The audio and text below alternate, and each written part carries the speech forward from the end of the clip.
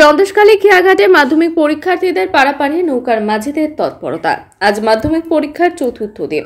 উত্তর চব্বিশ পরগনার সন্দেশখালী 2 নম্বর ব্লকের মাধ্যমিক পরীক্ষার্থীদের পারাপারে তৎপরতা দেখা গেল সন্দেশখালী খেয়াঘাটের মাঝিদের। সোমবার সকাল 9টা নাগাদ সন্দেশখালী ব্লকের একাধিক স্কুলে পরীক্ষার্থীরা পরীক্ষা সেন্টারের উদ্দেশ্যে রওনা দিয়েছেন। পরীক্ষা কেন্দ্রগুলিতে পরীক্ষার্থীদের নির্বিঘ্নে পৌঁছানো থেকে শুরু করে সার্বিক বিষয়ে প্রশাসনিক তৎপরতার পাশাপাশি খেয়াঘাটগুলিতে মাঝির তৎপরতা লক্ষ্য করা গেল। সোমবার 9টা নাগাদ সেই চিত্রই উঠে এলো আমাদের ক্যামেরায়।